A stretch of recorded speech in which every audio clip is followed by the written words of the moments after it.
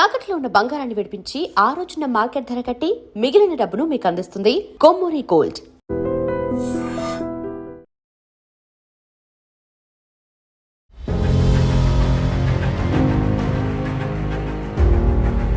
మీ ప్రతి పుట్టినరోజుకి శ్రీహరి గారు ఆ రోజు రాత్రి కరెక్ట్గా 12 గంటలప్పుడు మీకు ఒక గిఫ్ట్ ఇచ్చేవాళ్ళు, ఎంతో కొంత బంగారం. ఈ పుట్టినరోజు నాడు శ్రీహరి గారిని ఎంత మిస్ అవుతున్నారు? మళ్ళీ ఆయన దగ్గర చేరేదాకా నేను మిస్ అవుతూనే ఉంటాను. ఒకరోజు మీ బర్త్డే అర్ధరాత్రి అయిపోయింది, బయట షాపులన్నీ క్లోజ్. శ్రీహరి గారు మిమ్మల్ని కారు ఎక్కించుకొని తీసుకెళ్ళి ఓనర్ వెళ్ళిపోయారు, పని వాళ్ళు షటర్ వేసేసి బయలుదేరుతున్నారు. వచ్చే షటర్ ఉప్పర్ కారు అన్నారు. వాళ్ళు భయపడిపోయారంటే శ్రీహరి గారు రావడం. ఫస్ట్ టైం బాబా నాకు కొన్ని ఇచ్చిన డైమండ్ నెక్లెస్ అది. మణిరత్నం గారిది సఖి అని ఒక మూవీ ఉంటది, అది మీ కథే లాగా ఉంది. ఓ మాది తెలిసిన తర్వాత వాళ్ళు తీసారు. మణిరత్నం మీ కథే సినిమాగా తీసారేమో. ఈయన సడన్ గా వచ్చి ఇప్పుడు పెళ్లి చేసుకోవాలని తాళి తీసుకొని చూపిస్తున్నారు. ఏడవడం మొదలు పెట్టేస్తారు బాబా. అమ్మ ముందు, అమ్మవారి ముందు పెళ్ళైంది. గొప్ప ప్రేమ కదా మేడం. అవును, అది ఇదే ఇంట్లో షూటింగ్ నడుస్తుంది. మహేష్ ఎప్పటికైనా ఇలాంటి ఒక ఇల్లు నేను కొనాలి అని చెప్పి శ్రీహరి గారు అన్నారంట. సాంబయ్య సినిమాకి ఇదే ఇల్లు కొన్నారు. అండ్ మగధీర సమయానికి శ్రీహరి గారు హీరోగా ఆయన చాలా బిజీగా. Sorry Charan.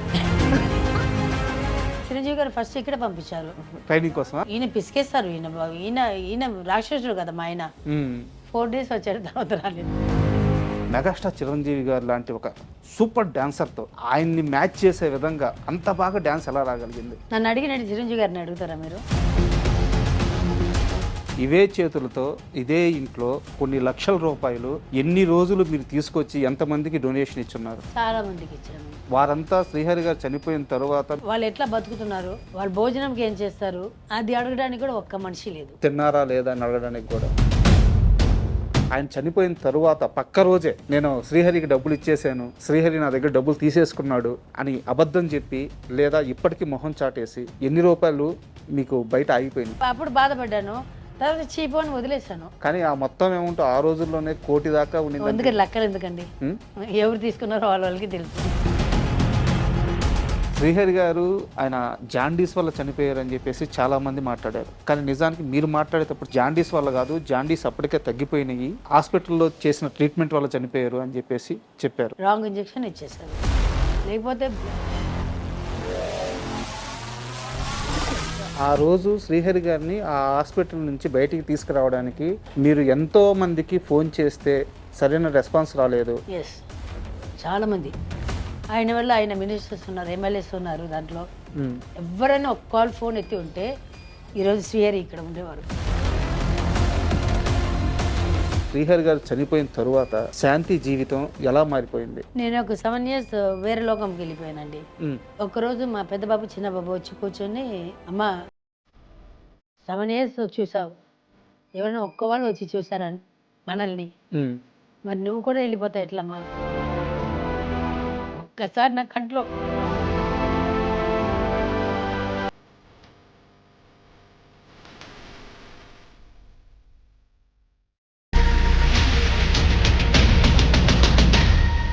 Hi, welcome to my show.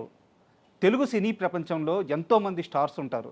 అయితే వారిలో రియల్ స్టార్ శ్రీహరి గారి స్థానం మాత్రం ఎప్పటికీ ప్రత్యేకమే. అయితే ఈరోజు మన ఇంటర్వ్యూ ఆయన సతీమణి, ఆయన అర్ధాంగి మన శాంతి గారితో. అయితే శాంతి గారి కేర్ ఆఫ్ ఓన్లీ శ్రీహరి గారి భార్యగా మాత్రమే కాదు, ఆమె కొన్ని దశాబ్దాల సినీ ప్రయాణంలో 900 సినిమాలకు పైగా నటించారు, గొప్ప డాన్సర్గా పేరు తెచ్చుకున్నారు. ఈరోజు ఇంకా ప్రత్యేకంగా శాంతి గారి పుట్టినరోజు. ఈ సందర్భంగా శాంతి గారితో ఒక ప్రత్యేక ఇంటర్వ్యూ చేద్దాం. హాయ్ మేడం, నమస్తే. నమస్తే. యాక్చువల్గా మీ కుటుంబ పరిస్థితుల వల్ల మీరు డాన్సర్ అయ్యారు. ఫస్ట్ ఒక సినిమా యాక్టింగ్ చేశారు, అక్కడి నుంచి తర్వాత డాన్సర్ అయ్యారు. అంటే చిన్నప్పటి నుంచి డాన్స్ నేర్చుకుంది కాదు, డ్యాన్స్ మీకు పుట్టుకతోనే అబ్బింది కాదు, అవసరం కోసం డ్యాన్స్ దగ్గరికి వెళ్ళారు మీరు.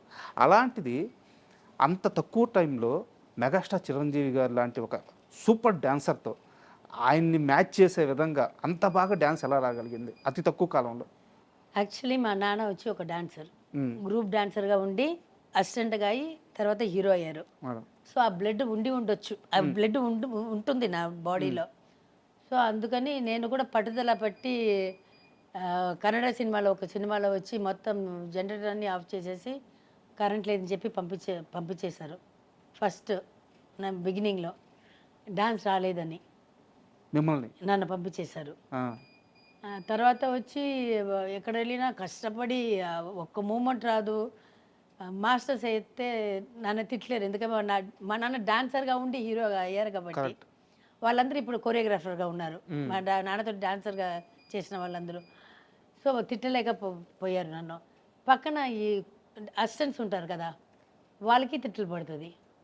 అది నాకే లోపల గుచ్చుతుంది. అది వాళ్ళని తిట్టడం కాదు, శాంతి నిన్న తిడుతున్నారు అనేది నాకు తెలుసు. మిమ్మల్ని తిట్టలేక వాళ్ళని వాళ్ళని తిడుతున్నారు అనేది నాకు తెలుసు. సో అప్పటికే నేను పట్టుబడి డాన్స్ క్లాస్కి వెళ్ళడం మొదలుపెట్టాను. కళా master class, first Raghu master క్లాస్కి వెళ్ళాను. రఘు మాస్టర్ క్లాస్ వచ్చి రఘు మాస్టర్ చాలా బిజీ అయిపోయారు. తర్వాత వాళ్ళు కళా మాస్టర్ ఇప్పుడు ఉన్నారు కదా, కళ ఇది చేసుకుంది, కళ దగ్గర నేర్చుకున్నాను. తర్వాత వచ్చి జయంతి కానీ వాళ్ళ సిస్టర్ పెద్దక్క, కళ బిజీ అయిపోయింది. నేను పెళ్ళి అయిన రోజు కూడా డాన్స్ క్లాస్ అటెండ్ చేసి ఫ్లైట్ ఎక్కాను మేడం. సో అది ఉండొచ్చు పక్కన చేసిన వాళ్ళు. నాకు వీళ్ళు వాళ్ళు అనేది లేదండి. నాకు ఎవరైనా డాన్స్ చేస్తే అదే డబ్బు ఇస్తారు నాకు. ఇప్పుడు మీకు ఇంటర్వ్యూ ఇచ్చినా ఒకటే, నాకు ఇంకొక వాళ్ళకి ఇంటర్వ్యూ ఇచ్చినా ఇదే ఆన్సర్ నేను చెప్తాను. మీకు ఏది జవాబు చేస్తున్నానో, నా ఇక్కడి నుంచి ఏది నిజం ఉందో అదే చెప్తాను. ఇంకొక వాళ్ళ దగ్గర నుంచి అబద్ధాలు చెప్పలేను. సో ఎవరైనా సరే, అది హీరో అయినా సరే, కామెడియన్ అయినా సరే, విలన్ అయినా సరే, నాకు వచ్చింది నేను చేస్తాను. అది ఆయన పెద్ద స్టార్గా ఉంది కాబట్టి, ఎక్కువ జనాలు చూస్తారు కాబట్టి, ఆయనకి పిచ్చి ఫ్యాన్స్ ఉన్నారు కాబట్టి ఎక్కువ రీచ్ అయింది అది. అయితే ఆ టైంలో చిరంజీవికి డ్యాన్స్లో కాంపిటీషన్ ఇవ్వగల అతి కొద్ది మంది హీరోయిన్స్లో, డాన్సర్స్లో శాంతి మాత్రమే ముందు వరుసలో ఉండేదని చెప్పి ఒక టాక్ అనమాట. నన్ను అడిగినట్టు చిరంజీవి గారిని అడుగుతారా మీరు? అడగగలుగుతారా? మీరు చెప్పండి. నేను చెప్పను, ఆయన లేడు. నాకు చాలా మంది అడిగారు, చాలా మంది నేను చెప్పేశాను. నీకు ఎప్పుడైనా చిరంజీవి గారిని ఇంటర్వ్యూ చేస్తే ఆయన అడగండి. అమ్మాయి మీ పక్కన బాగా చేసిన దాంట్ని ఒక మాట అడగండి. ఆయన నోటితోటి ఓకే నాకు కొంచెం ఈక్వల్గా చేసిందని అని ఆయన చెప్తే నేను ఒప్పుకుంటాను. అమ్మో, అసలు రౌడీ అల్లుల్లో పాట మేడం, ఆ స్టెప్స్ ఉంటాయి కదా. అదే చెప్తున్నాను, ఆయన నోటితో చెప్తే నేను ఒప్పుకుంటా. సూపర్. నేను చాలా మీ క్లోజ్ పీపుల్ నుంచి తెలుసుకున్న విషయం ఏంటంటే, మీరు ఎన్ని సినిమాలకు పనిచేశారో అందులో సగం సినిమాలకు కూడా పూర్తిగా రెమ్యునరేషన్ తీసుకోలేదు, రెమ్యునరేషన్ రాలేదు. సగం కాదు, 75% రాలేదు.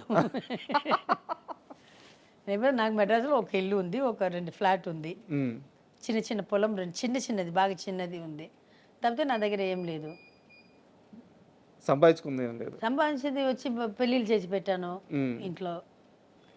దానికి ఏదైనా మనమే కదా చేయాలి, దానికి పోయింది. నేను వచ్చినప్పుడు కొంచెం బంగారం తీసుకొచ్చాను.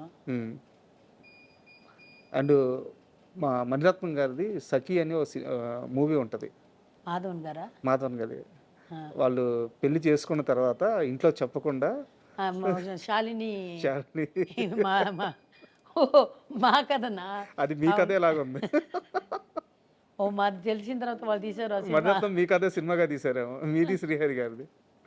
లేదు, యాక్చువల్లీ నేను బావ ప్రేమలో పడినప్పుడు నేను కొంచెం అందరికి తెలిసిన ఫేస్. నేను బావ వచ్చి అప్పుడే చిన్న వేషాలు వేస్తున్నారు. నేను వచ్చి బావాని వచ్చి ఆయన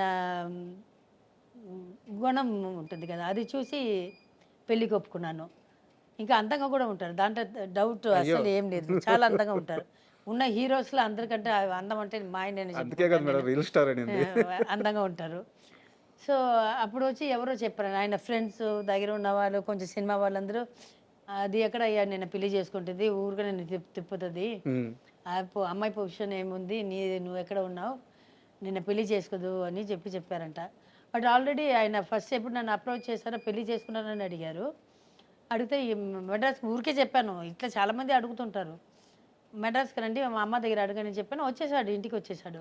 స్ట్రైట్ ఇంటికి వచ్చేసి మా అమ్మని అడిగాను. నేను మా అమ్మకి ఆల్రెడీ చెప్పాను, ఒక పిచ్చాడు కూడా వచ్చి అడిగాడు, కానీ చూడడానికి అందంగా ఉన్నాడమ్మా అని చెప్పాను. ఇప్పుడే ఇట్లా చిన్న ఇది ఎలా చేస్తున్నారమ్మా అని చెప్పాను. అండ్ స్ట్రైట్గా ఇంటికి వచ్చేసారు. మా ఇల్లు లోపల దాక్కొని లేదని చెప్పడానికి కూడా లేదు, మాది చాలా బాగా చిన్న ఇల్లు. ఆ రూమ్ నుంచి బయటకు వస్తే రోడ్డు కనిపిస్తుంది. వచ్చేసారు, వస్తే రమ్మని చెప్పాను, కూర్చున్నారు. వచ్చి స్ట్రైట్ మా అమ్మతో వెళ్ళి మాట్లాడారు. నేను షూటింగ్ వెళ్ళిపోతాను కదా, ఈయన అప్పుడప్పుడు మెడ్రాస్లో ఉండిపోయారంట. నేను షూటింగ్ వెళ్ళిపోతాను కదా, యాక్చువల్లీ ప్రేమించిన వాళ్ళు అమ్మాయిల దగ్గర వెళ్తారు కదా, ఈయన మా అమ్మతో దగ్గర వెళ్ళిపోయేవాడు. అక్కడికి వెళ్ళి మా అమ్మ దగ్గర కూర్చొని ఆయన ఈ దగ్గర వచ్చి ఇట్లా అక్కడ మంచి మార్కులు కొట్టేశారు. అక్కడ 100% 10% కొట్టేశాడు. మా అమ్మ నన్ను గోకడం మొదలుపెట్టింది. పెళ్లి చేసుకో ఇంకా ఎప్పుడు దాకా ఇది చేస్తావు, పెళ్లి చేసుకో. అప్పుడు నాకు ఇంకా 2-3 పెళ్లి కావాల్సింది ఉంది, డబ్బులు కూడా అంత లేదు నా దగ్గర. ఏమన్నా చెప్పాను కదా, ఫుల్ అమౌంట్ ఎప్పుడు రాలేదు. సో నేను చెప్పాను, బావకి చెప్పాను, ఒక చిన్న వాళ్ళు ఇద్దరు అప్పుడు బాగా చిన్నపిల్లలు, మా లాస్ట్ తమ్ముడు చెల్లి, వాళ్ళకి పెళ్ళికి నేను ఏదైనా పెట్టాలి, అమ్మాయికి నగలు పెట్టాలి, అబ్బాయికి కూడా పెళ్ళికి కూడా ఏదైనా ఒకటి, వాడికైనా ఏదైనా ఒకటి చేయాలి, ఫ్యూచర్కి ఏదైనా చేయాలని చెప్పేసి చెప్తే సరే అని ఒప్పుకున్నారు. మళ్ళీ మా అన్న కొడుకు గుండు చేయడానికి వెళ్ళాము. వాడు కూడా ఇప్పుడు రాకేష్ అని, వాడు ఇప్పుడు యూఎస్లో ఉన్నాడు. వాడికి ఫస్ట్ ఇయర్కి 11th మంత్కి తలగీకి అదే గుండు చేసుకుంటారు కదా, దానికి వెళ్ళాము. ఈయన బాబా ఉన్నారు, ఆయన ఆల్మోస్ట్ 1 monthలో నేను ఎక్కడ ఉంటే అక్కడే ఉంటారు. నేను ఎక్కడికి వెళ్తే ఇక్కడ వేరే ఎక్కడ వెళ్ళినా కూడా దూరం నుంచి ఇట్లా చూస్తుంటాడు. ఇదే అయిపోయింది నా కథలు మొత్తము. ఇంకా ఒప్పుకున్న తర్వాత ఇంకా ఏముంది, ఎక్కడ పడితే అక్కడ వచ్చేస్తారు. తర్వాత వచ్చి మా అమ్మకి వచ్చేసారు. వచ్చి ఇట్లా గుడికి వెళ్తున్నామంటే ఆయన కూడా వచ్చేసారు, బావ కూడా ఉన్నారు. అప్పటికి మా అమ్మ, మా అక్క, పౌలిన్ అలెగ్జాండర్, మా అక్క పెద్ద అక్క, వాళ్ళ ఆయన అలెగ్జాండర్ అల్లుప అని పిలుస్తాము. వీళ్ళు ముగ్గురు బాగా క్లోజ్ అయిపోయారు. బాగా అంటే బాగా క్లోజ్. నేను షూటింగ్ 2 గంటకి 3 గంటకి వస్తాను, వీళ్ళు సిట్టింగ్స్ అన్నీ వీళ్ళు నలుగురు. మా అమ్మ పడుకుంటే కూడా నేను వచ్చేదాకా వీళ్ళు ముగ్గురు కూర్చుని ఉంటారు టెర్రస్లో. ఈయన కూడా కరెక్ట్ టైంగా, ఆయన తెలుసుకొని వచ్చారో తెలియక వచ్చారో తెలియదు, కరెక్ట్గా వచ్చారు. గుడికి వెళ్తున్నాము అందరూ, ఒక 4-5 బండిలు వెళ్తున్నాము. ఈయన కూడా వచ్చారు. గర్భగుడి లోపల తీసుకెళ్తారు, పెద్దమ్మ తల్లి పెరిపాళెత్తమ్మ అని చెప్పి ఉంది లోపల. దాని లోపల వెళ్ళి పూజ చేపిస్తాం. అప్పుడు పేరు ఉంది కాబట్టి నాకు లోపల తీసుకెళ్తారు, గర్భస్థలంలో, గర్భస్థలం అంటారు కదా, గర్భగుడి లోపల. అక్కడ వెళ్ళి పూజ చేసిన, పూజ అంతా అయింది. ఈయన సడన్గా వచ్చి ఇప్పుడు పెళ్లి చేసుకోవాలని తాళి తీసుకొని చూపిస్తున్నారు. ఇంత పెద్ద తాళి పొట్టు 2 ఉంది. నాకైతే ఆయన ఇట్లా చూస్తున్నాను, నా అమ్మని ఇట్లా చూస్తున్నాను, మా అమ్మ నన్ను ఇట్లా చూస్తుంది, ఏడుపు, మా అమ్మ ఒక సైడ్ ఏడుపు, నాకేమో అర్థం కావట్లేదు.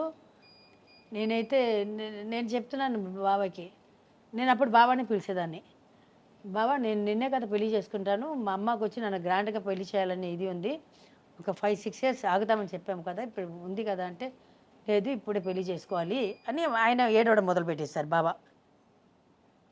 ఏం అర్థం కాలేదు. మా అమ్మ ఏమో కోయంగా ఏడుస్తుంది. శ్రీహరి గారు కూడా ఏడ్చారా? ఏడుస్తున్నారు. నేను చేసుకోలేదు, ఇప్పుడు వద్దని చెప్పితే ఆయన ఏడుస్తున్నారు. సరే నాకు ఏం అర్థం కాదు. సరే వెళ్ళి ఒక కరుగమణి ఉంటుంది కదా, బ్లాక్ పూసలు, నల్ల పూస,